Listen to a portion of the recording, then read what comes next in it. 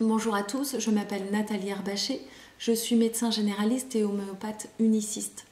Dans cette vidéo, je vais vous parler du remède Apis mellifica.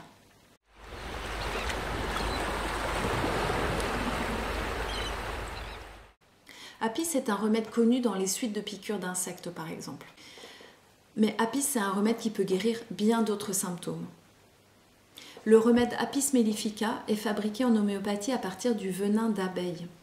Et il est intéressant pour comprendre le fonctionnement de ce remède-là, le fonctionnement des abeilles au sein de la ruche. La ruche est une communauté dans laquelle chaque individu a son propre rôle et est affairé en permanence au rôle qui lui est dévolu. Et on observe que les patients dont le remède de fond est Apis mellifica sont des patients pour qui le fonctionnement de la communauté, d'un groupe, est important. Et le rôle qu'ils jouent dans ce groupe est indispensable au bon fonctionnement de la communauté. Je m'explique. Il s'agit de personnes qui sont en mouvement permanent, qui sont affairées, alors parfois de façon très efficace, parfois de façon moins efficace, c'est-à-dire que ça peut être des personnes qui entreprennent beaucoup de choses mais qui n'arrivent pas à terminer ce qu'elles font. Ou alors des personnes qui vont être hyper efficaces et tout le temps en mouvement.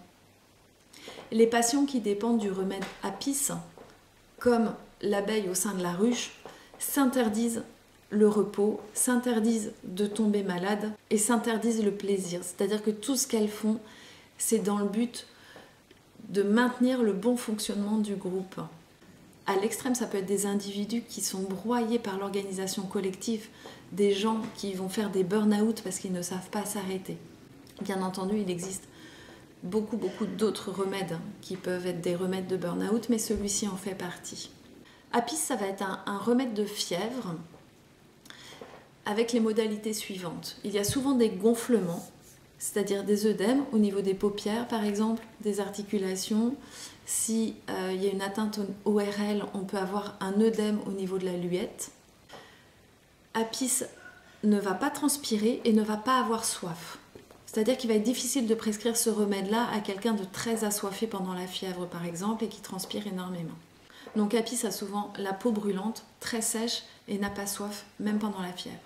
Une modalité très importante chez Apis, c'est qu'il va être amélioré par le frais et aggravé par la chaleur. Donc ça peut être aggravé par la proximité d'un poêle, aggravé par les températures chaudes, aggravé par la douche chaude et amélioré par le froid, donc souvent les applications froides, l'air frais ou une pièce fraîche.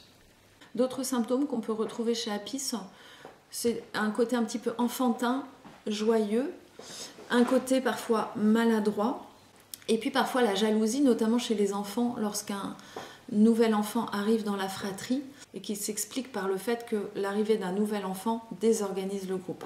Chez Apis, on peut avoir parfois une absence d'urine, c'est-à-dire lors d'une maladie, le patient dit qu'il a du mal à uriner. Ça fait partie des symptômes d'Apis.